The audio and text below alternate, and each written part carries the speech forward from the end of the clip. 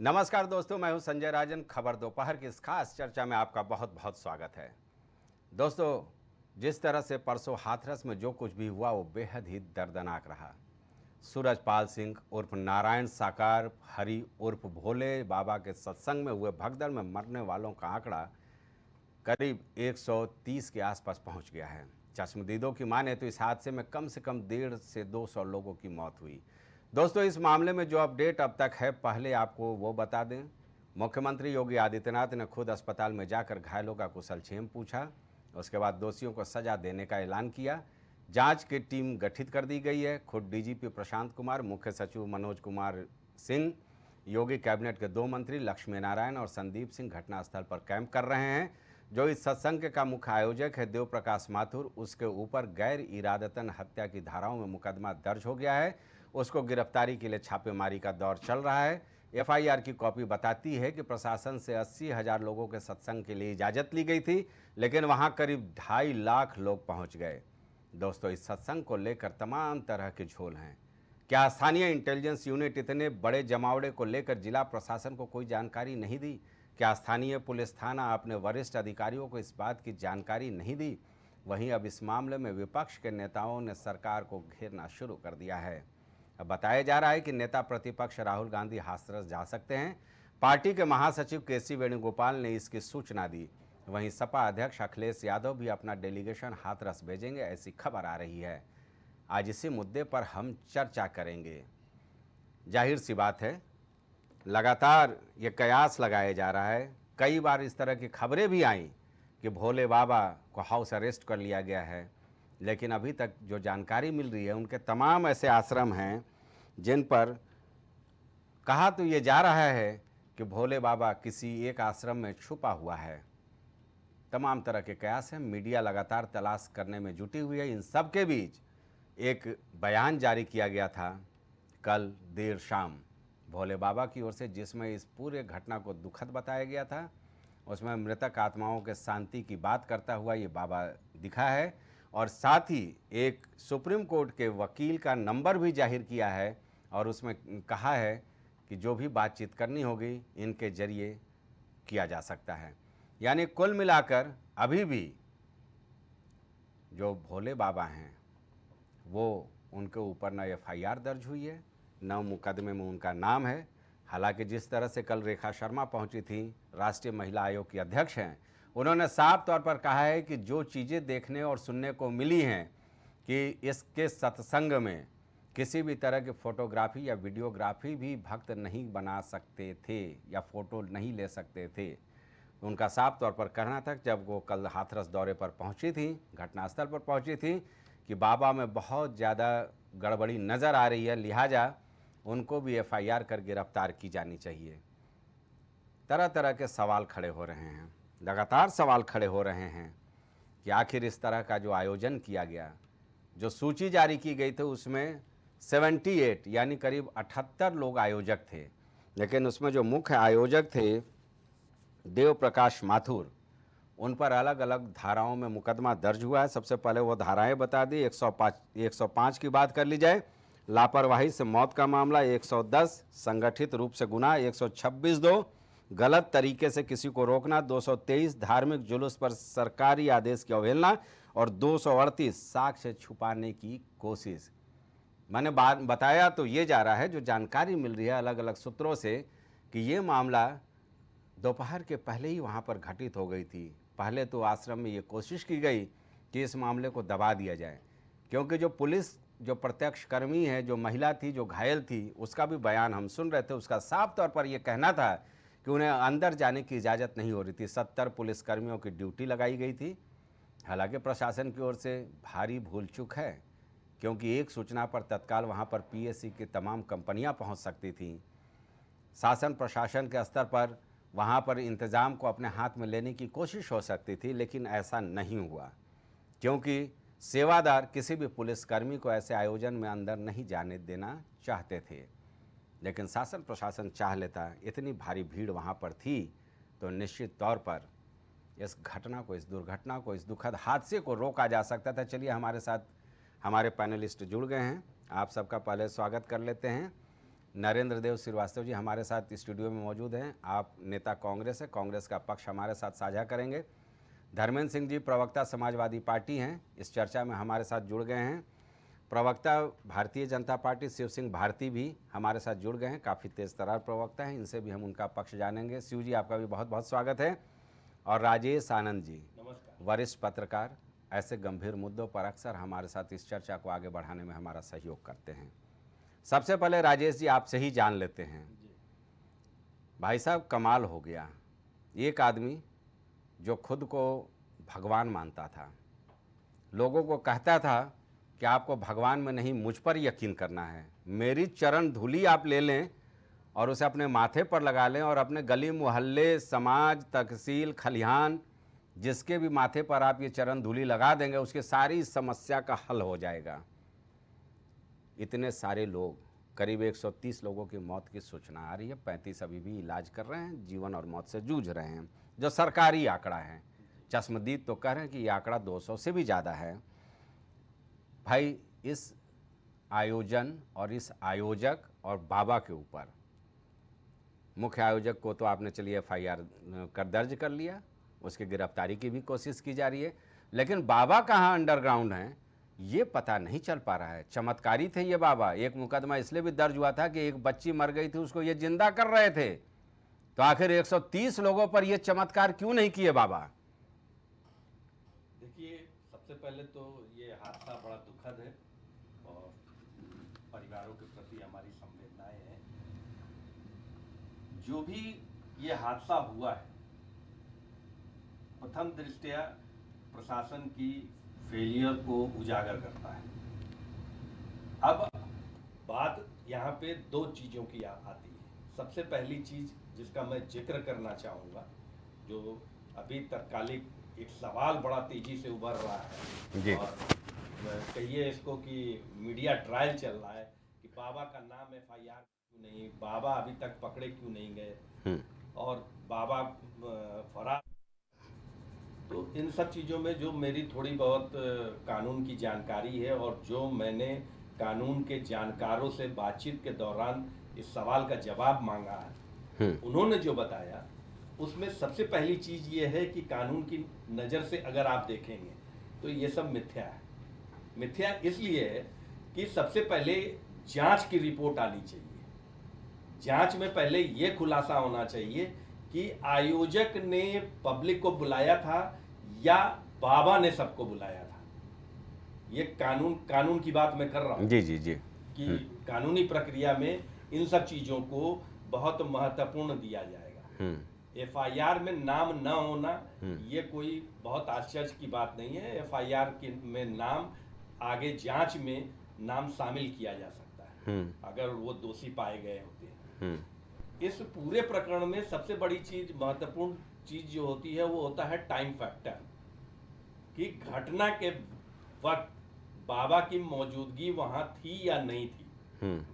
अगर थी तो वो कल्पिट की श्रेणी में आते हैं, अगर नहीं थी तो ये इस पे कानून क्या कहता है ये कानून की किताब से जानकारी हासिल हो पाएगी। हालांकि प्रत्यक्षदर्शी कुछ कह रहे हैं कि नहीं, बाबा के जाने के बाद यह हादसा हुआ। कुछ प्रत्यक्षदर्शियों का कहना है कि नहीं, बाबा थे, उनके चरण की धूली लेने में ही भगदड़ मची जी।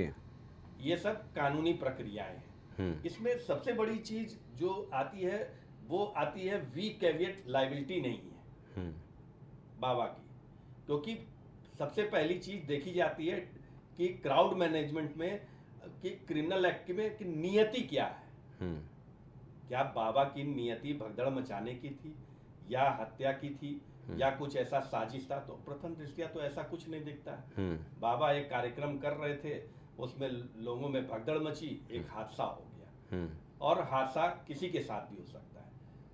मैं उदाहरण के तौर पे, अगर कोई राजनीतिक रैली हो रही है, अभी पीछे चुनाव में कई रैलियों में भगदड़ मची, लोग चोटिल हुए, इसके लिए वहाँ बुलाए गए सम्मानित नेता या कोई भी मंत्री या कोई भी, लेकिन मेरा एक सवाल ले लीजिए राजेश जी, एक सवाल ले लीजिए।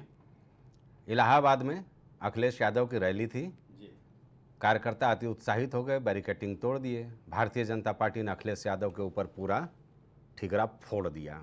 उस पर हम लोग चर्चा कर चुके हैं, शायद आप भी रहे हैं।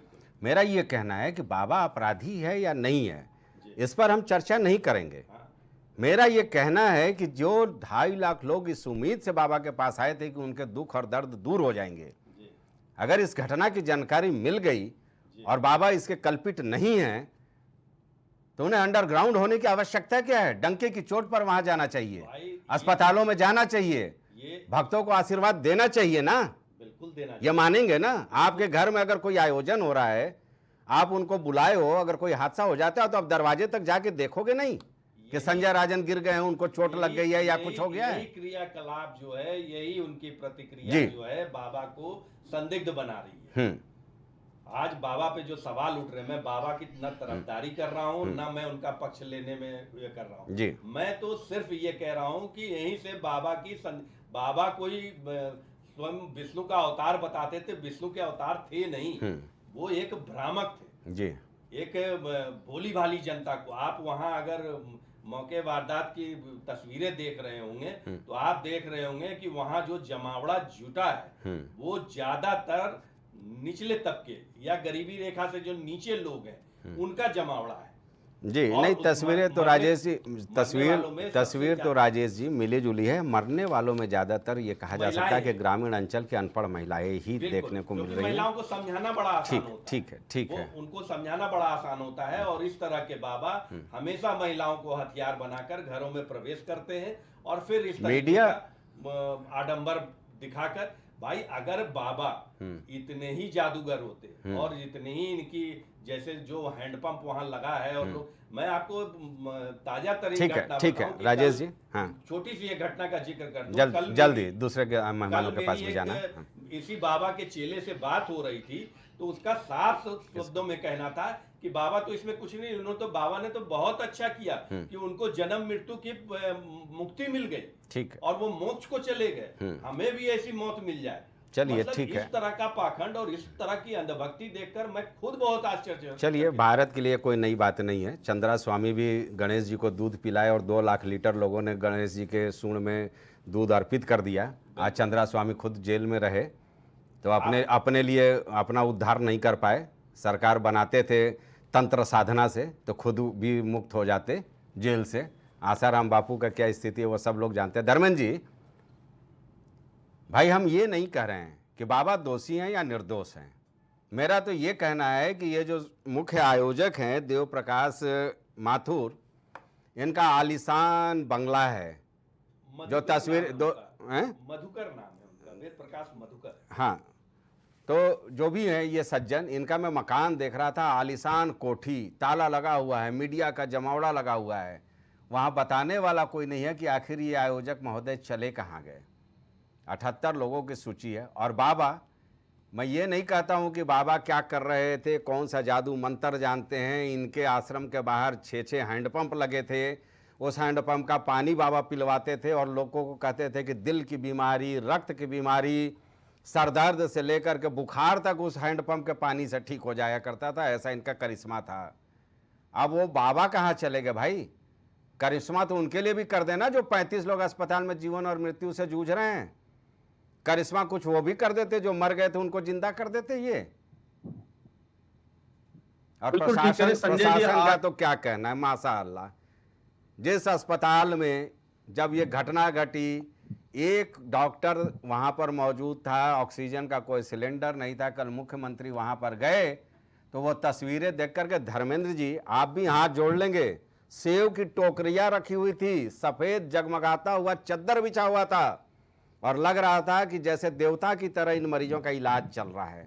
सेव की टोकरी देख करके तो मैं भी आश्चर्यचकित हो गया कि काश ये हर दिन 365 दिन देखने को मिलता सरकारी अस्पतालों में। जी धर्मेंद्र जी। संजय जी, बिल्कुल ठीक आप कह रहे हैं। आज ये दिन नहीं है कि वो बाबा चमत्कारी थे कि विष्णु के अवतार थे, क्या थे, इसका पहले निर्धारण होना चाहिए था। अगर सरकार एक्टिव होती तो अगर इस तरह की जो बातें आप बता रहे हैं, हालांकि मैं इसकी पुष्टि नहीं करता हूं, अगर ये सब कह रहे थे तो इसके लिए देश के कानून में व्यवस्था है। किस तरह से ड्रग एंड मैजिक एक्ट है 1954 का, उस पर कार्रवाई करने का प्रावधान है। खैर, सबसे पहले मैं प्राइम टीवी के माध्यम से जिन लोगों ने इस डिजास्टर में अपने प्राण त्यागे हैं, चले गए हैं, उनको, इनकी आत्मा की शांति के लिए ईश्वर प्रार्थना करूंगा। उनके परिजनों को ईश्वर ताकत और साहस दे, उनके बच्चों को जो अनाथ हो गए हैं साहस दे कि आगे अपना जीवन और वो पूरी ताकत के साथ वो संभाल सके, अपने आप को मुख्य धारा में ला सके। साथ साथ जो चोटिल हैं, जो घायल हैं, जिनका इलाज चल रहा है, उनके जल्द स्वस्थ होने की कामना करते हैं। सवाल यहाँ दो है संजय जी, बड़ी महत्वपूर्ण बात है कि ये जो इंसिडेंट हुआ है ये अवॉइडेबल इंसिडेंट था, जिसको प्रशासन ने इनवाइटेड डिजास्टर में बदल दिया। अब कहेंगे कैसे? ये होता है कि बाबा का क्या था वो अलग चीज हो गया। यदि किसी ने किसी कार्यक्रम की अनुमति मांगी है तो एक बाकायदा एक रोस्टर होता है, कई पॉइंट का पॉइंटर होता है, उसको चेक करना होता है कि कितनी भीड़ आएगी, कितना स्पेस है, कितने लोग बैठ सकते हैं, कितने लोग खड़े हो सकते हैं। एक तरफ से भीड़ का प्रेशर ज्यादा होगा, दूसरी तरफ से निकासी क्या व्यवस्था है, प्यास लग गई तो पानी क्या व्यवस्था है, ऑक्सीजन की कमी तो नहीं हो पाएगी। और कोई मिसहैपनिंग हो गई, उस गाइडलाइन में भी है, खुदा ईश्वर न करे कि अगर कोई मिसहैपनिंग हो गई तो उनको कैसे जल्दी से जल्दी त्वरित मेडिकल सपोर्ट, एम्बुलेंस सपोर्ट या भीड़ को हटाने छटाने की व्यवस्था, उनको वहां से निकालने की व्यवस्था, ये सारा चीज उस रोस्टर में होता है। जैसा प्रशासन कह रहा है, कल मैं एनसीडब्ल्यू की चेयरमैन को भी सुन रहा था, वो पुलिस को बचाने के लिए परेशान थी, प्रशासन को स्थानीय, उनकी बात से लग रहा था। क्या इन चीजों को चेक किया गया, नहीं चेक किया गया? अगर 500 की भीड़ हो या 50,000 की भीड़ हो, उसी हिसाब से उस नॉर्म्स को अगर चेक किए गए थे तो ये घटना कैसे हो गई? और यदि नहीं चेक किए गए तो प्राइमा फेसी स्थानीय प्रशासन, उसमें एसडीएम और इंस्पेक्टर से लेकर के डिस्ट्रिक्ट कलेक्टर और कप्तान तक के खिलाफ क्या कार्रवाई हुई? मुख्यमंत्री जी गए तो क्या उन्होंने सबसे पहले जो प्राइमा फेसी चेक किया जाता है कि किसकी लापरवाही से घटना हुई, उसमें उनके खिलाफ क्या कार्रवाई हुई? अभी तक तो कुछ नहीं दिखा। उसके बाद आप आयोजकों की बात करते हैं कि आयोजकों मुकदमा लिख लिया गया। भाई मुकदमा लिख लिया गया, मुकदमा आयोजकों क्या, अब आयोजक जो किसी बड़े संत के यहाँ हर जगह एक आयोजक मंडल बना करके आयोजन कराते हैं, किसी भी संत के यहाँ, तो उसमें ऐसा नहीं केवल आयोजक ही दोषी है। उस मैनेजमेंट में उन्होंने कहा, एनसीडब्ल्यू चेयरमैन ने कहा पुलिस वालों को घुसने नहीं दिया गया। तो यदि पुलिस वालों को घुसने नहीं दिया गया तो स्थानीय प्रशासन सो रहा था। उनको उन्होंने क्या एफआईआर किया कि पुलिस को इंटरफेयर करने नहीं दिया जा रहा है, घुसने नहीं दिया जा रहा है, उसमें निरीक्षण नहीं करने दिया जा रहा है? ये तो एफआईआर होनी चाहिए थी, क्यों नहीं किया? सीधे सीधे सवाल ये है कि उसके बाद मैं घटना के बाद देखिए धर्मेंद्र जी, घटना के बाद धर्मेंद्र जी, नहीं संजय जी, एक बात समझ लीजिए कि ये सब पुलिस प्रशासन के कहने कहानी की बात है। मैं तस्वीरें देख रहा था, 10 टीवी चैनल्स को मैंने देखा, वहां पर जो पुलिस वाले थे वो हाथ जोड़े बाबा का जयकार लगाते हुए तस्वीरें ऐसे नजर आ रही हैं, है ना? तो ये कहने वाली बात नहीं है कि पुलिस को अंदर नहीं घुसने दिया जा रहा था। नहीं सीधी सी बात है। वो ठीक है, बिल्कुल मैं समझ रहा हूँ संजय जी। जिस तरह से मैं सबसे महत्वपूर्ण बात मैं अब कहने जा रहा हूँ, घटना हो गई, कारण चाहे जो था ठीक, उसकी जांच करिएगा, आप दोषी दीजिएगा, फांसी दीजिएगा। घटना के बाद जो सबसे महत्वपूर्ण था, किस तरह से वहां के स्थानीय एक वॉलेंटियर एक बच्चे को लेकर के अस्पताल जाता है, उसकी सांस चल रही होती है, वो दम तोड़ देता है। किस लिए? कि ऑक्सीजन नहीं मिल पाई। लोग जब पेशेंट जा रहे थे तो अस्पताल में लाइट नहीं थी, चद्दर नहीं था, तो वो पूरा वार्ड बंद था। और तो और जब वहां कलेक्टर पहुंच गए तब तक डॉक्टर नहीं पहुंचा था। और शाम 5 बजे तक जनरेटर में लाइट नहीं होना चलो ठीक है, जनरेटर में तेल की व्यवस्था नहीं थी। आखिर वो मेडिकल कॉलेज कैसे चला रहे हैं? वो प्रिंसिपल कौन है? वो स्वास्थ्य अधिकारी कौन है? डीजी हेल्थ क्या कर रहे थे? कलेक्टर क्या कर रहे थे? ये कितनी गंभीर बात है। डीएम खुद कह रहा है कि मैं पहुंच गया, उसने सीएमओ को फोन किया कि यहाँ डॉक्टर नहीं है, वे साहब रास्ते में निकल चुके हैं। मैं नहीं कह रहा हूँ, सारे लोग सारे साक्ष्य हैं, वहां सारे बयान है। किस तरह से आपने वीडियो देखा होगा कि स्वास्थ्य व्यवस्था चरमरा गई, टूट गई थी, किस तरह से कोई बॉडी को लेकर के अपने कंधे पर टहल रहा था, लेके जा रहा था।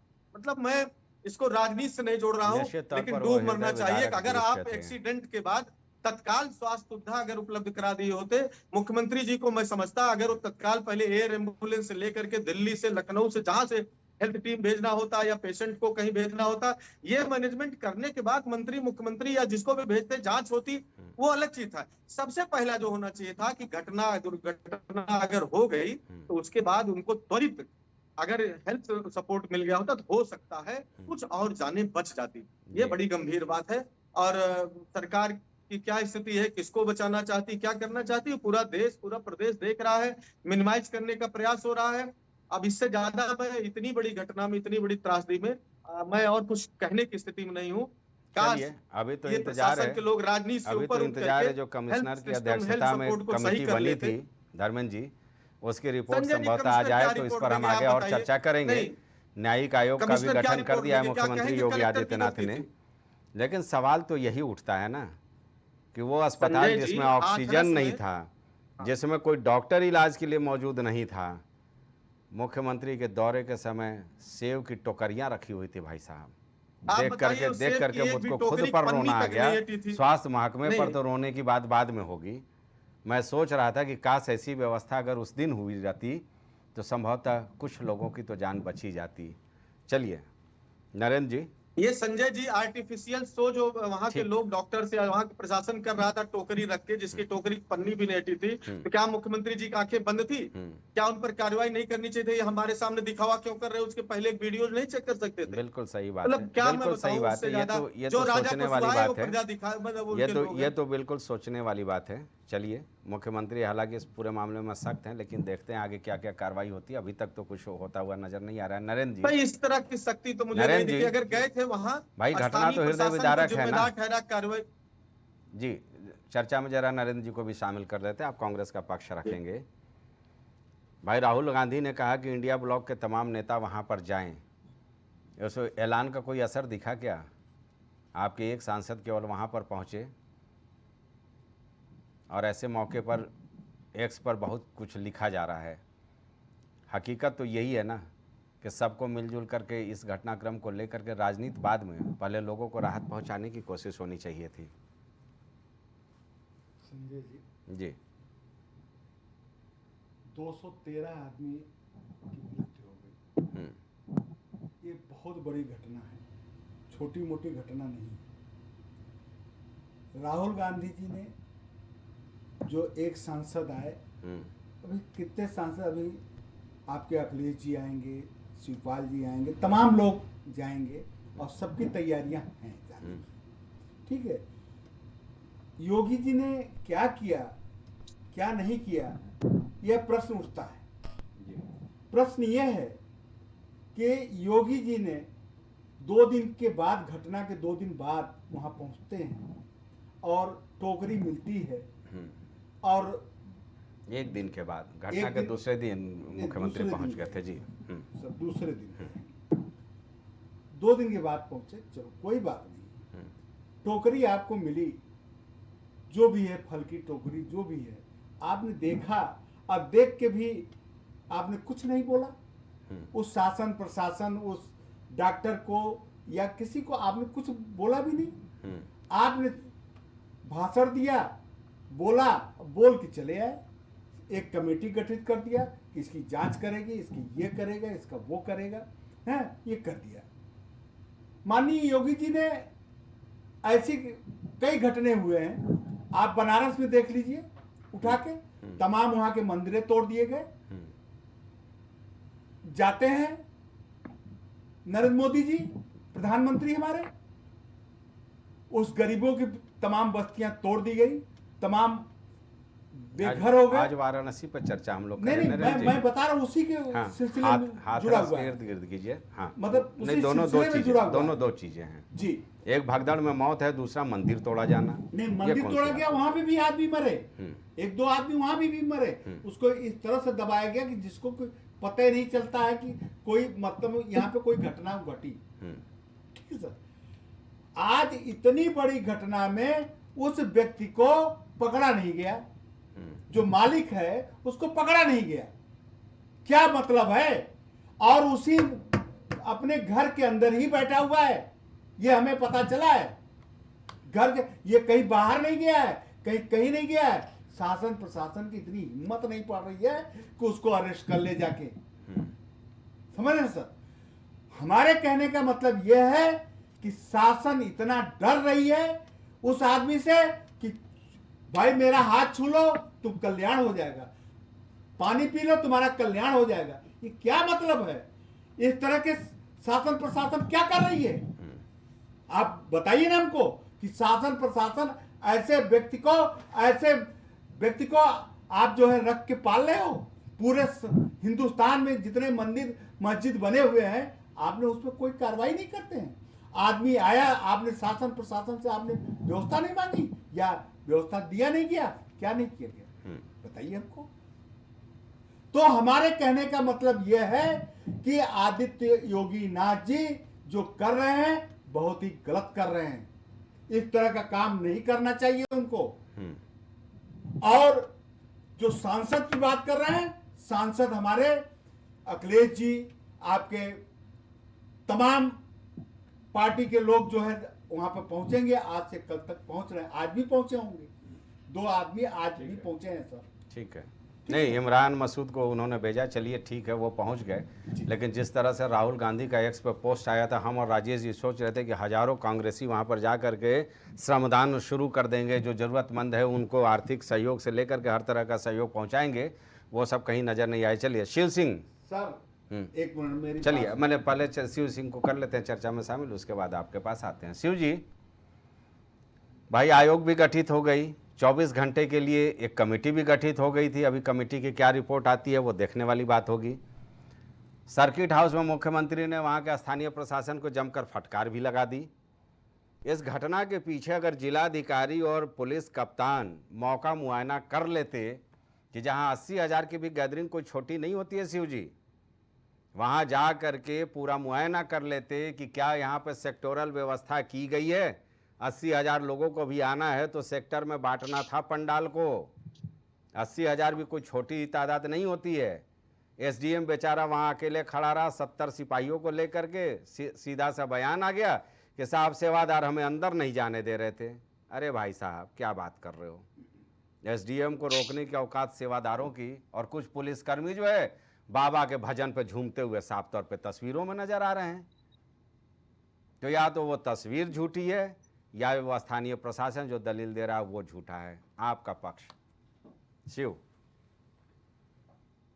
देखिए, प्रथम दृष्टया हम लोग जो देख रहे हैं पूरी घटना को जी, जिस तरह से तस्वीरें निकल के आ रही हैं, आप देखिए इस तरह के आयोजन कहीं भी हो रहे हैं, कहीं भी होते हैं, तो यह कह दिया जाता है कि उनकी पर्सनल एक व्यवस्था है, वह व्यवस्था अंदर की वह संभालेंगे।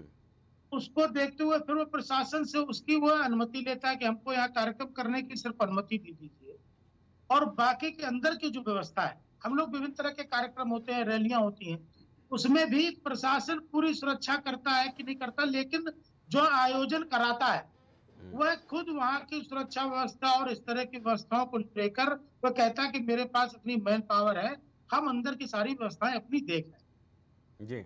यह निश्चित रूप से मानिए। उसके बाद जो भी परमिशन होती है, आप भी जानते हैं संजय जी, परमिशन बहुत से चैनलों से होकर गुजरती है, तो वह एसडीएम के पास जाती है, एलआई है और भी चीजें हैं। निश्चित रूप से मानिए, मैं यहाँ किसी का पक्ष नहीं ले रहा हूँ, वहां पर निश्चित रूप से बहुत बड़ी चूक हुई है। किसी की भी असमय की मृत्यु हो जाना यह अपने आप में बहुत ही दुर्भाग्यपूर्ण है, बिल्कुल सही। किसी की भी मृत्यु असमय, और वहां इतने लोगों का इस तरह से हताहत होना, निश्चित रूप से हम लोग सभी लोग आहत हैं। कोई भी इस घटना की निंदा किए बिना नहीं रह रहा है, उसमें कौन दोषी है कौन दोषी नहीं है। निश्चित रूप से मानिए कि प्रदेश के मुख्यमंत्री जी गए और वहां उससे जाने से पहले उन्होंने तुरंत वहां मंत्रियों को भेजा। व्यवहारिक तौर पर अगर देखेंगे तो किसी भी जगह पर इतनी बड़ी अगर कैजुअलिटी होती है तो उसको तुरंत संभाल पाना थोड़ा सा व्यवहारिक रूप से कठिनाई है, लेकिन 80,000 लोगों की जिस तरह से वहां पर परमिशन ली गई और 2.5 लाख लोग पहुंचे, तो निश्चित रूप से मानिए कि प्रशासन हो या कोई भी व्यक्ति हो, वह जांच का विषय है और हम लोगों को जांच तक जरा सा रुक जाना चाहिए। उसमें जो भी व्यक्ति दोषी होगा वह निश्चित रूप से सजा का भागीदार होगा। नहीं, निश्चित तौर पर ये तो होना ही चाहिए, लेकिन मुझको आश्चर्य हुआ कि डिप्टी सीएम ब्रजेश पाठक मौके पर नहीं गए। सबसे आवश्यकता तो उनकी ही थी, चिकित्सा चूँकि मंत्री हैं वो, उनका वहाँ पर रहना शायद और लोगों को राहत दे पाता। जो हकीकत में जो बयान देते हैं वो कि स्वास्थ्य महकमा बहुत बेहतर हो गया है, उसकी थोड़ी परिणति तो देख लेते वहाँ पर। वो मुख्यमंत्री गए, उन्होंने संजीदगी दिखाई, मैं उनको सैल्यूट करता हूँ। अधिकारियों को फटकार लगाई, उसके लिए भी मैं योगी आदित्यनाथ को सैल्यूट करता हूँ। जाहिर सी बात है, साफ तौर पर उन्होंने कहा है कि जो दोषी होगा वो कतई बख्शा नहीं जाएगा। बाबा को लेकर के मैं ये नहीं कहता हूँ कभी भी दूसरे खबरिया चैनलों की तरह कि उन पर मुकदमा क्यों नहीं हुआ, ये नहीं हुआ, वो नहीं हुआ। मैं तो ये कहता हूँ कि जो बाबा ये खुद को इतना चमत्कारी मानता है कि 6-6 हैंडपंप से अपने भक्तों को पानी पिला करके हृदय रोग दूर कर देता है, वो कहता है कि किसी मरे हुए को लाइए मैं जिंदा कर दूंगा। एक लड़की को लेकर के किस तरह से FIR हुआ था शिव, आप भी जानते हो बेहतर। वो बाबा अगर दोषी नहीं था, अगर मैं किसी चीज का दोषी नहीं हूं तो मैं अंडरग्राउंड क्यों होऊंगा? मैं अपने भक्तों के बीच में जाऊंगा। कल एक लेटर इशू होता है उनकी ओर से, उस पर भी शिव आप हस्ताक्षर देखेंगे तो समझ में नहीं आएगा कि ये क्या क्या नाम है इनका राजेश जी, सूरजपाल उर्फ नारायण साकार, हरि उर्फ भोले बाबा, कई नाम है, देख करके मुझको पढ़ना पड़ रहा है ना, कि वो किसका सिग्नेचर है। एक वकील जो सुप्रीम कोर्ट के हैं उनका नंबर दे दिया जाता है कि इनसे आप लीगली बात कर सकते हैं। तो बाबा के इस चाल चरित्र पर मैं सवाल खड़ा कर रहा हूं, क्योंकि लाखों श्रद्धालु, एक राज्य के नहीं 7 राज्यों के उनके भक्त हैं, इस उम्मीद पर उनके पास आते हैं कि बाबा चमत्कारी हैं, बाबा हमारे सारे कष्ट हर लेंगे। और जब भक्त इतने बड़े विपत्ति में पड़ा हुआ था तो बाबा अंडरग्राउंड हैं, एक कागज जारी कर रहे हैं। तो ऐसे बाबाओं को क्या हम बाबा कह पाएंगे शिव, ये मैं जानना चाह रहा हूं। देखिए, अभी जो हमारे राजनीतिक विश्लेषक जी ने जो कहा जी, मैं उससे पूरी तरह से सहमत हूँ। हम्म, शिक्षा का अभाव है, गांव के गरीब व्यक्ति जिनके पास वास्तव में अभी तक उस तरह के साधन संसाधन नहीं पहुंचे, उनको ये लोग इस तरह से मूर्ख बना ले जाते हैं। इस तरह की बातें जी, मैं व्यक्तिगत रूप से कहता हूं संजय जी कि ईश्वर कोई कैसे हो सकता है। लेकिन अभी मैं देख रहा था कि एक व्यक्ति है, उनकी पत्नी एक्सपायर हो गई और वो कह रहे हैं कि पत्नी गई, उनको मोक्ष प्राप्त हो गया है और वह जो है बाबा की इसमें कोई गलती नहीं है। आप समझते हैं कि धर्म, ये इसको धर्म कहेंगे या क्या कहेंगे, कितना संवेदनशील यह वक्तव्य है जी। और हम देखते हैं यहाँ पर आस्था के नाम पर इस तरह के इन्होंने अपने आप को भगवान जैसे घोषित करते हैं। अन्य जगह भी और भी इससे पहले जो यह घटनाएं हुई हैं, जिनके ऊपर सजा हो गई, जो लोग जेल चले गए, उनको भी हमने देखा कि आज भी उनको मानने वाले लोग हैं, आज भी उनको लोग मानते हैं। तो निश्चित रूप से मानिए, बाबा कहीं भी हो, उनको निकल कर अपना जो भी पक्ष है वो रखना चाहिए कि उनका क्या पक्ष है इस विषय में, और उनके ही अनुयायी हैं। अगर वो नहीं आते, वो नहीं आएंगे, मुझे भी पता है, मैं किसी का पक्ष नहीं ले रहा हूँ, वो नहीं आएंगे जी। लेकिन और जहां तक मैं व्यवस्थाओं की बात करता हूँ, जो लोग भी हताहत हुए हैं, वह बहुत चिंता का विषय है कि आगे भी हमको कम से कम इतना जागरूक होना चाहिए कि हम किसके पास जा रहे हैं और किस लिए जा रहे हैं। जी, बिल्कुल सही है राजेश जी। अलग अलग बाबाओं का हम लोगों ने चमत्कार देखा। एक थे निर्मल बाबा, हमारे झारखंड से आते थे, डाल्टनगंज एक जिला है, वहाँ पे ईंटा भट्ठा के बहुत बड़े कारोबारी थे, बालू खनन माफिया थे वो, और बाद में वो बताते थे कि फ्रिज में समोसा रख लो, सारे कष्ट दूर। विज्ञापन भी खूब चला। बाबा बड़े चमत्कारी हो गए। भोले बाबा वो कहते थे कि मैं खुद भगवान हूँ, भगवान की ओर देखो मत। तो ये तो सनातनी भी नहीं थे, सनातनी परंपरा के भी विरोधी थे। मैं तस्वीरें देख रहा था, 6-6, 7-7 हैंडपंप एक लाइन से लगे हुए हैं उनके आश्रम के बाहर। भक्तों को बोला जाता था इसका पानी पी लो, हृदय रोग दूर, जो शिव कह रहे थे। इसलिए मैं शिव को कहता हूँ कि वो बेबाक प्रवक्ता हैं, बेबाकी से अपनी बात रखते हैं। जो सच है वो सच है, जो झूठ है वो उसका वो मजम्मत करते हैं। मेरा तो सिर्फ ये सवाल है कि शासन प्रशासन पूरी तरह से गुमराह कर रहा है, क्योंकि वो जानते हैं योगी आदित्यनाथ कितने सख्त हैं। उनके शक्ति को लेकर के हमें कोई वो नहीं है, जिस तरह से वो सख्त आदेश निर्देश देते हैं उसको लेकर के मुझे कोई भी कहा जा सकता है कि डाउट नहीं है। इस पूरे मामले में एक चीज़ स्पष्ट कर दीजिए कि क्या 2.5 लाख लोगों का आयोजन, 80,000 लोगों की परमिशन, उसके बाद SDM वहाँ पर बैठा रहता है, उसको ये आवश्यकता नहीं महसूस हुई कि GT रोड का इतना सटा हुआ ये इलाका जहाँ पर ये कार्यक्रम चल रहा है, बारिश का पानी खेत में चारों तरफ भरा हुआ है, कोई सेक्टोरल अरेंजमेंट नहीं है, 7,000 सेवादार वहाँ पर लगे हुए हैं। क्या सेवादार भीड़ मैनेजमेंट कर लेते? वहाँ पर PSC की कंपनियां बुलाई जा सकती थी एहतियातन? बिल्कुल बुलाई जा सकती थी। देखिए इन सब चीज़ों में एक चीज़ तो स्पष्ट है कि प्रशासन की फेलियर है और प्रशासन की लापरवाही है। आज के डिजिटल युग में अगर मौका अनुमति देने के पहले मौका मुआयना गूगल पे ही कर लिया जाता कि कितना बड़ा क्षेत्र है, कौन सा हाईवे है, कहाँ कितनी भीड़ आएगी, या क्योंकि ये साफ दर्शाता है कि अधिकारी एसी कमरे से निकलना नहीं चाहते। गांव का माहौल है वो, और एसडीएम पहुंच गई, ये बहुत बड़ी बात है जी, क्योंकि ग्रामीण इलाका है। ग्रामीण इलाका में एसएचओ के ऊपर कोई अधिकारी तो जाता ही नहीं है। मुझे अभी बहुत अच्छी बात लगी और पहले भी मैं इस बात का कायल रहा हूँ कि उत्तर प्रदेश में एक डीजीपी हुआ करते थे विक्रम सिंह जी।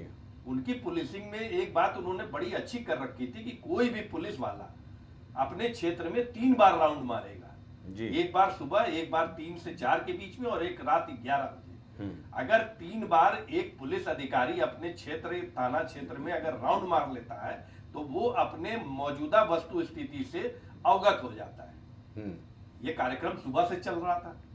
अगर पुलिस प्रशासन या उनको भीड़ का अंदाजा हो गया था तो भीड़ देखकर वो सहायता मांग सकते थे। एसडीएम जो मौके पे मौजूद थे उन्होंने भी भगवान भरोसे छोड़ा। उसका कारण सिर्फ ये था कि ये पिछले 10 सालों से ऐसा आयोजन चल रहा है, ये कोई पहला आयोजन नहीं था और हर आयोजन में इनके 1-1.5 लाख आदमी इकट्ठा होते हैं। अच्छा राजेश जी, ये बताइए कि संभावनाओं पर तो दुनिया टिकी है ना। बिल्कुल। स्वर्गीय लालजी टंडन का जन्मदिन हर साल मनाया जाता था। बिल्कुल, बिल्कुल। हर साल गरीब महिलाओं को साड़ियां वितरण की जाती थी, मिठाई बांटे जाते थे, पकवान खिलाए जाते थे जी। लखनऊ में साड़ी हादसा हो गया ना। बिल्कुल हो गया। मुलायम सरकार के दौरान बिल्कुल हो गया। तो हमारा ये कहना है कि जहाँ 2.5 लाख लोगों का जमावड़ा हो वहां पर जिलाधिकारी न पहुंचे, एसएसपी न पहुंचे और एसडीएम वहां से क्या कर रहे थे कि उन्होंने जिलाधिकारी को सूचित किया भी कि नहीं किया। ये बातें हम लोग ये संभावनाओं पर है ना कि 2.5 लाख लोग जब जमा हुए तो वहां से निकलेंगे तो। इन सब की एक लाइन में उत्तर है कि प्रशासन फेलियर था जी। मैं उन सब चीजों पे नहीं जाना चाहता। एसडीएम के ऊपर कार्रवाई हो जानी चाहिए थी। मुख्यमंत्री जी को हम और सैल्यूट करते कि बिल्कुल होनी चाहिए। वहाँ का जो थाना अध्यक्ष था, जो एसएचओ था, सीओ था, सबको निलंबित कर देना चाहिए था। बिल्कुल होना चाहिए तत्काल प्रभाव से। नहीं, इसके पीछे के तर्क को भी जरा आप सुन लीजिए, क्योंकि ऐसे बाबा की उत्पत्ति जो होती है वो राजनीतिक संरक्षण से ही होती है। और अभी तक बाबा का गिरफ्तारी या पकड़ा जाना या नहीं, आपने जिस चिट्ठी का जिक्र किया है वो चिट्ठी बिछुआ स्थित आश्रम से जारी की गई है जी, जिसमें सूरजपाल के सिग्नेचर है। उस चिट्ठी में उन्होंने अपने जो भक्त हैं उनके लिए भी लिखा है और एपी सिंह का नाम लिखा है उस चिट्ठी में। एपी सिंह सुप्रीम कोर्ट के वकील हैं जो निर्भया कांड के में भी आरोपियों के वकील थे और उनका नाम लिखा है कि अब जिनसे भी जो भी कानूनी बातचीत होनी है वो उनके थ्रू होनी है। इन सब चीजों के पीछे राजनीतिक प्रश्रय भी देखना होगा, क्योंकि बाबा एक बड़ा वोट बैंक है। जाटो बिरादरी से वो आते हैं और 7 राज्यों में उनका वर्चस्व है जी, जिसमें ज्यादा तक इनके अनुयायी जो हैं वो SC ST OBC हैं और ये एक बड़ा वोट बैंक है। तो स्वाभाविक है कि आप देख लीजिए कि कोई भी राजनीतिक पार्टी खुलकर सामने नहीं आ रही है। अरे भाई तस्वीरें तो शिव सिंह जी के हवाले से जो जारी की गई अखिलेश यादव के साथ बैठे हुए, उसमें लिखा हुआ था क्या, अभी मैं नारायण सरकार की जय जय देख रहा था कि हाँ। कांग्रेस की भरतपुर की जो सांसद रही हैं उनका संजना जाटव, वो भी उन घुटने टेकते हुए वहां नजर आई जी। एक्स पे उनकी भी फोटो है। मेरा ये नहीं यादव जी का तो नाम आया ही आया। मेरा सिंपल ये कहना है कि अगर आस्था और विश्वास का ये घिनौना खेल ऐसे चलता रहा तो निश्चित तौर पर इस तरह के हादसे को रोका नहीं जा सकता है। देखिए, इसके लिए मैं सबसे पहले आपको बताऊं कि इसके लिए सबसे बड़ी जिम्मेदारी सरकार की है। सरकार, मौजूदा सरकार की बात मैं नहीं कर रहा हूं, ये पीछे के जो 70 साल की सरकारें चल रही हैं उसमें सारी सरकारें शामिल हैं। आखिर ये गरीब गुरबा वहां क्यों जाता है? लगभग 50%, 50, अभी एक सरकारी आंकड़ा में देख रहा था 49.5% गरीब आदमी सरकारी अस्पताल नहीं जाता है, क्योंकि वहां मूलभूत सुविधाएं आज तक नहीं मुहैया हो पाई हैं। और जाहिर सी बात और है वो वही इलाज बाबाओं के के लिए ही तो चक्कर बाबा में पहुंच जाते हैं। बाबा इलाज करते हैं, हैंडपंप से इलाज करते हैं। रोजी रोजगार है नहीं, रोजी गरीबी रोजगार है। है नहीं, इलाज इतना महंगा हो चुका है कि वो जाए तो जाए कहाँ, उसको अरे अगर राजेश बीमारी जी, हुई है तो वो अभी बाबा आप के शरण में ही अभी जाएगा। आप सोशल मीडिया पर चले जाएंगे तो 150 ऐसे बाबा मिल जाएंगे बिल्कुल कि काला, क्या बोलते हैं वो, काली मिर्च को 4 बार अपने सर से उतारिए और फेंक दीजिए, आप करोड़पति हो कोरोना के जाएंगे। काल में सुबह जो है नमक को यहाँ कर दीजिए, दूध डाल करके स्नान कर लीजिए, अरबपति हो जाएंगे। संजय जी कोरोना सबको काल में अडानी नींबू अंबानी के बनाते रस हैं। नाक हाँ। में डाले गए हैं। लेकिन आप सोच सकते हो कि क्या स्थिति है। चलिए धर्मेंद्र जी कुछ बोलना चाह रहे थे। संजय जी बिल्कुल, अभी राजेश जी जो कह रहे थे 70 सालों में जाने की जरूरत नहीं है। सवाल यह है कि पिछले कुछ सालों में, जैसे आप इलाहाबाद का जिक्र कर रहे थे, हिमाचल प्रदेश में हुआ, चाहे वाराणसी के अंदर हुआ, चाहे जम्मू कश्मीर के अंदर हुआ, चाहे लालजी टंडन जी का जिक्र आप कर रहे थे, तमाम ऐसी घटनाएं जहां भीड़ अनियंत्रित हुई और तमाम लोगों की कैजुअलिटीज हुई। सबसे महत्वपूर्ण ये था कि यहाँ 2 लाख 1.5 लाख लोग, जैसा बता रहे लोग आए, नेशनल हाईवे जाम हो गया, कई घंटे तक जाम रहा और आते जाते रहे लोग। क्या 2-2.5 लाख रुपए की 2-2.5 लाख लोगों की भीड़ हाथरस में कई जगह रही होगी? एक जगह रही होगी जी। क्या उत्तर प्रदेश में 2-2.5 लाख रुपए 2-2.5 लाख लोगों के जो कार्यक्रम थे वो कई जगह रहे होंगे? नहीं, हो सकता है 1 या 2-3 जगह रहे हो, इससे ज्यादा नहीं रहोगे जी। क्या पूरा, हम मैं तो कहता हूँ लखनऊ से लेकर के स्थानीय स्तर पुलिस थाने के अंतिम बीट सिपाही तक किसी की कोई जिम्मेदारी नहीं थी। सवाल महत्वपूर्ण ये है कि सब मस्त स्थानीय प्रशासन, आप भी बेहतर जानते हैं, कहिए तो खुल के बोल दूं, नहीं तो सारा आप समझ रहे, स्थानीय प्रशासन सिर्फ और सिर्फ वसूली में व्यस्त और मस्त है, उसको किसी चीज से कोई लेना देना नहीं। ऊपर धमका लिए भाई योगी आदित्यनाथ जी आए, धमका के चले गए, बता रहे हैं यहाँ उससे जो क्या हो गया? तस्वीरें आ रही है जब ना, तक जिम्मेदारी यहाँ जो नहीं तय होगी- तस्वीरें नजर आ रही है ना, वहाँ पर तैनात पुलिसकर्मी भी शायद बाबा के चरणों में नतमस्तक था कि कोई आशीर्वाद मिल जाए, उनकी प्रोन्नति हो जाए, प्रमोशन हो जाए। आप और बताइए तो इसके ये अलावा किसकी कुछ दिख जिम्मेदारी नहीं तो रहा था। देखिए। नाचते भाई, हम झूमते ये कह और रहे हैं, अगर वो ड्यूटी आशीर्वाद पे- के फिराक में लगे हुए पुलिसकर्मी आप देख सकते थे वहाँ। अगर ड्यूटी पे पुलिसकर्मी इस तरह हरकत कर रहे थे तो अब तक क्या प्रशासन कार्रवाई कर देनी चाहिए? यही नहीं तो कर मेरी देते। समझ में आखिर नहीं वो आ जो रहा 200 है। यही तो मेरी समझ में नहीं आ रहा है। सारे 200 चैनलों पर वो गई, तस्वीरें चल रही हैं, दिख रही हैं। 200 वो जो संजय जी, घायल 200 महिला सवा थी 200 लोगों वो ने जो भी अपनी अंदर जान तैनात दी। थी, उसका भी बयान साफ तौर पर है। जिन परिवारों जो परिवार अनाथ हो गए उनका आगे पीछे कोई नहीं रह गया। आखिर बताइए वो लौट के आ जाएंगे क्या इनकी लापरवाही मान लेने से? चलिए, लापरवाही मुआवजा तो में मिल ही सुधार गया ना। कब करोगे? अफसोस तो कम यही से होता कम है ना। 2 महत्वपूर्ण बातें हमारे समझ में जो आती हैं। एक तो ये होना चाहिए था कि दुर्घटना होती ही ना, अगर पहले से आप सजग होते तो। मैंने पहले ही कहा कि इनवाइटेड डिजास्टर था, आप जानने के बाद भी हो जाने दिए। दूसरी बात, अगर दुर्घटना हो ही गई थी, मैं संजीदगी तब मानता कि मुख्यमंत्री जी तुरंत हेल्थ मिनिस्टर को, डीजी हेल्थ को, लखनऊ से और दिल्ली से डॉक्टर्स की टीम को, एम्बुलेंस की टीम को, ऑक्सीजन की टीम को, या वहां से एयर एम्बुलेंस से ले जाने की व्यवस्था करनी होती। जो भी करना होता पहले के 4-6 घंटे में ये करने का प्रयास डिजास्टर मैनेजमेंट को लगा करके किया गया होता। हो सकता है अभी जांच होने दीजिए इतनी बड़ी धर्मेंद्र जी, कैजुअलिटी इतनी बड़ी। जी, मैं यही बता रहा हूँ, अभी जांच होने दीजिए। मामला ये भी निकल के आएगा कि किस तरह से सेवादारों ने पूरे घटना को दबाने की कोशिश की। जो ये मीडिया में खबर आई ना, उसके बताया जा रहा है कि 3 से 4 घंटे पहले ये हादसा हो चुका था। पहले कोशिश की गई कि किसी तरह से औने पौने इसको दबा दिया जाए, मामला बाहर जाए नहीं। अगर ये देखिएगा, जांच समिति अगर... की जब रिपोर्ट आएगी तो फिर हम आपसे मिलेंगे। बिल्कुल आप ठीक करें, हो सकता है, कुछ भी संभव है, ये भी हो सकता है। मेरा सिर्फ इतना कहना था कि हेल्थ मैनेजमेंट मुख्यमंत्री जी पहले कर लिए होते, बाद में किसी मंत्री को भेजते आते जाते, उससे हमें कोई आपत्ति नहीं, बिल्कुल आना जाना चाहिए। मैंने इसीलिए शिव जी से सवाल पूछा ना कि सबसे पहले वहाँ पर चिकित्सा मंत्री को जाना चाहिए था, हेल्थ मिनिस्टर को वहाँ जाना चाहिए था, जिससे तमाम तरह की व्यवस्थाएं दुरुस्त हो जाती हैं। जी राजेश जी कुछ बोल रहे थे। कुछ जाने हो सकता है, जो पीछे हुआ वो सारी चीजें तो अपनी जगह है। मैं थोड़ी सी लेटेस्ट जानकारी दे दूं कि बाबा के फोन की लोकेशन जो है 3 बजे से 4:30 बजे तक मैनपुरी के आश्रम में मिला। नहीं, वो तो वहाँ है ही राजेश जी। अरे लोकेशन की क्या बात करते हैं, प्रशासन चाहे और निकल जाए वहाँ से, कैसी बात आप कर रहे हैं? 3 नंबर सब उन लोग साथ पहला नंबर महेश, लोकेशन की बात करना बेकार है। अच्छा सुनिए धर्मेंद्र जी, बहुत इंपॉर्टेंट जानकारी। हाँ राजेश जी। दूसरा नंबर जो था वो संजू यादव का था, जो 40 सेकंड और तीसरा नंबर जो था वो किसी महिला का था जिसका नाम था रंजना के नाम से वो सिम है, जिसमें 11 मिनट 33 सेकंड बात हुई। ये पुलिस की जानकारी में है ये, क्योंकि जब उसके मोबाइल की लोकेशन खंगाली गई है तो ये तथ्य निकल के आया। और रंजना जो है वो वेद प्रकाश मधुकर की पत्नी है, जो मुख्य आरोपी बनाया गया है उसके ये में।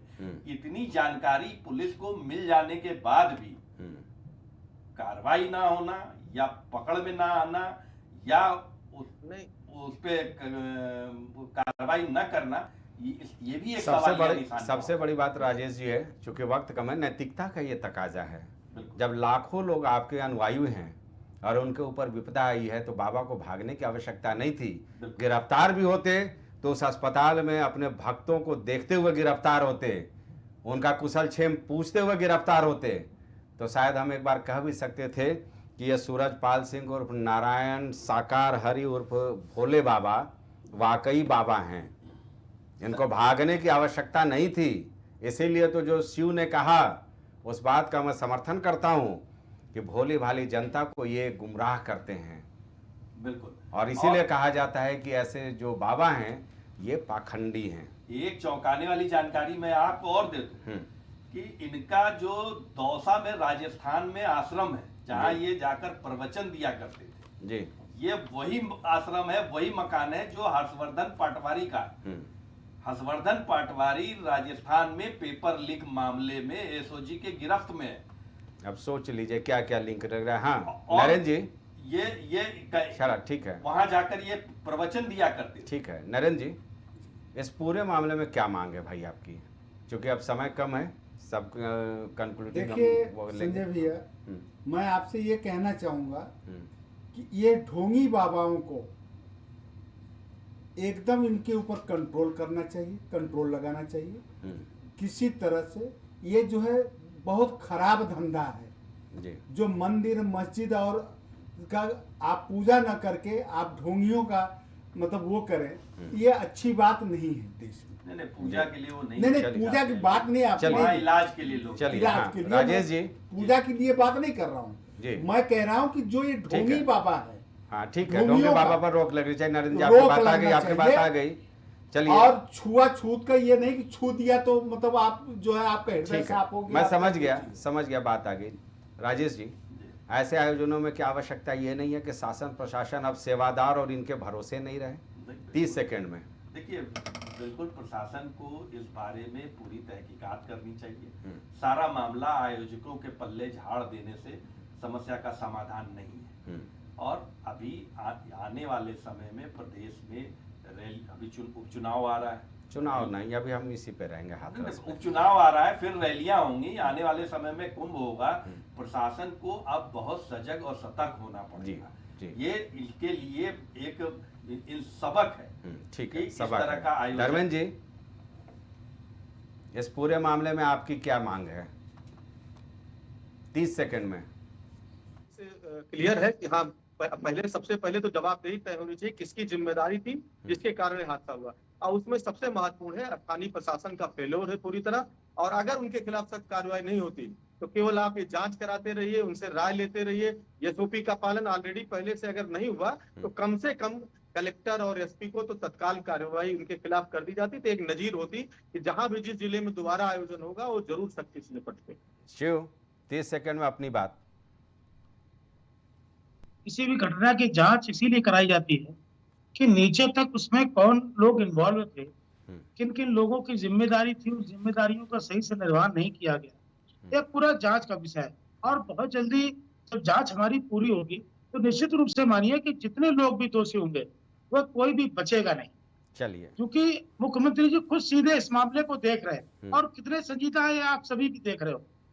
नहीं ठीक है, उम्मीद तो हम यही करते हैं कि इस पूरे प्रकरण में जो भी दोषी हो, चाहे वो स्थानीय प्रशासक हो, चाहे आयोजक हो, आयोजक के ऊपर तो मुकदमा दर्ज भी हो गया है, या फिर चाहे वो भोले बाबा हों, किसी को भी बख्शा नहीं जाना चाहिए। फिलहाल इस चर्चा में मेरे साथ जुड़ने के लिए सारे मेहमानों का बहुत बहुत शुक्रिया। उम्मीद तो यही है कि चलिए, चाहे वो न्यायिक आयोग की बात हो या फिर जो कमिश्नर की अध्यक्षता में मुख्यमंत्री ने आयोग कमेटी गठित की थी, उसकी भी रिपोर्ट आज संभवतः शाम तक आ जाएगी। उम्मीद ये करते हैं कि जो भी दोषी रहा है इस पूरे मामले में उस पर सख्त से सख्त कार्रवाई हो। और ऐसे ढोंगी बाबाओं को लेकर मैं आम जन को भी सचेत करता हूँ कि भक्ति और आस्था में अंधे होकर के डूबने की आवश्यकता नहीं है, बल्कि समझिए कि किसी पानी से कोई चमत्कार नहीं होता है, फ्रिज में समोसा रखने से कोई चमत्कार नहीं होता है।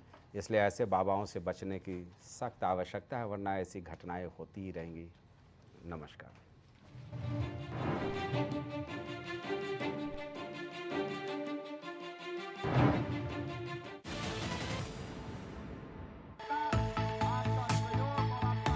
कुछ भाव पुष्प। आप देख रहे हैं प्राइम टीवी, सच साहस सरोकार। अब हर किसी के घर में गूंजेगी बच्चों की किलकारियां। निसंतान को भी मिलेगा अब संतान का सुख। जी हाँ, बांझपन से अगर आपको भी चाहिए छुटकारा तो आज ही आइए Saira health care and hijama centre. आपका स्वास्थ्य ही हमारी प्राथमिकता। डॉक्टर निजामुद्दीन कासमी, सेक्स रोग विशेषज्ञ, हर्बल दवाओं के द्वारा गुप्त रोग और बांझपन के सफल उपचार की 100% गारंटी।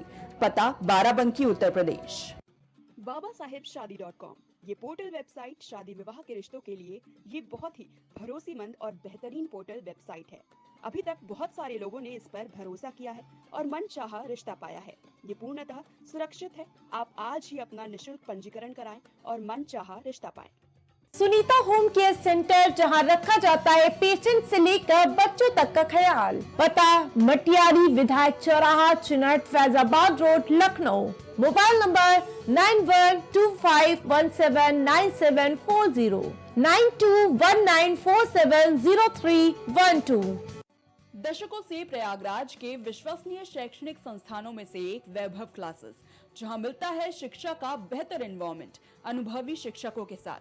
पता near auto sales building, Civil Lines, Prayagraj. Wallpaper की बेहतरीन डिजाइन के साथ इंटीरियर और एक्सटीरियर के कार्यों का बेहतरीन अनुभव। Kesarwani paints and hardware. पता जवाहरलाल नेहरू रोड, निकट Parvati hospital, Prayagraj. Goyal super speciality hospital आपके लिए लेकर आया है world class heart care facilities, जहां होता है हार्ट समेत सभी बीमारियों का बेहतर इलाज। संपर्क करें अयोध्या रोड, चिन्हट, लखनऊ। मां सरस्वती शिक्षण संस्थान मदुरी, राजकीय मान्यता प्राप्त विद्यालय, जहां होता है भविष्य निर्माण। एडमिशन के लिए आज ही संपर्क करें और अपने बच्चों को दिलाएं बेहतर शिक्षा। जिला Kheri, Uttar Pradesh. MGM hospital and research centre, advance neuro and spine surgery centre. आपका स्वास्थ्य ही हमारी प्राथमिकता। पता Jhalwa, Prayagraj. Medico hospital and super speciality centre, जहां होता है स्पेशलिस्ट डॉक्टरों की निगरानी में बेहतर इलाज। संपर्क करें 9455270200। पता नए हाईकोर्ट के सामने, Smilegunj, Faizabad road, Lucknow. M planet digital world लेकर आया है इलेक्ट्रिक स्कूटर की दुनिया में नई क्रांति। बेहतर कंफर्ट, आधुनिक सुविधाओं से लैस रोड का नया बादशाह। इलेक्ट्रिक स्कूटी अपनाए, प्रदूषण को कहे बाय बाय। पता प्रोफेसर कॉलोनी, कमला नगर, आगरा। मस्तिष्क मनोरोग, नस एवं नशा मुक्ति के विशेषज्ञ डॉक्टर राकेश पासवान। पता Sitaram hospital, Darbhanga colony, Lowther road, Prayagraj. Gurgaon के टॉप ब्यूटी सैलून में से एक about you nails and beauty salon and academy, जहां मिलता है आपको नेल एक्सटेंशन जैसे सभी तरह की कॉस्मेटिक सेवाएं। पता 17 basement Huda market, sector 40, Gurgaon. संपर्क करें 9555299960। करी भोजपुरी के पहला storytelling mobile app Yayavari via Bhojpuri play store से और डूब जाएं दुनिया भर के कहानियन के अद्भुत सागर में आपन भाषा भोजपुरी में। यायावरी वाया भोजपुरी, कथा कहानी आपन बानी। महिला एवं प्रसूति रोग विशेषज्ञ, लेप्रोस्कोपी सर्जरी जैसे gall bladder, hernia, kidney stone का आधुनिक विधि द्वारा उपचार किया जाता है। अदिति हॉस्पिटल, जहां मिलता है आपको बेहतरीन इलाज अनुभवी डॉक्टर्स के साथ। आपका स्वास्थ्य ही हमारी प्राथमिकता। पता Alapur, Lucknow road, post head office, Barabanki. Phone number 05248297631, 8707381354, 7912120078। बच्चों के उज्जवल भविष्य के लिए चुने आदर्श जनता विद्यालय, गोला कस्ता रोड, उमरपुर, लखीमपुर खीरी। एडमिशन के लिए आज ही संपर्क करें। Cosmo laser dental clinic and dental implant centre, जो देता है आपको वर्ल्ड क्लास की बेहतरीन डेंटल सुविधाएं। पता प्रथम तल, वृंदावन टावर, ऑपोजिट होटल जेके palace, civil Lines, Prayagraj, Uttar Pradesh. संपर्क करें 6938822172। सियासी दिग्गजों से जानेंगे राजनीतिक दांवपेच। अफसरशाहों से मिलेगी अंदर की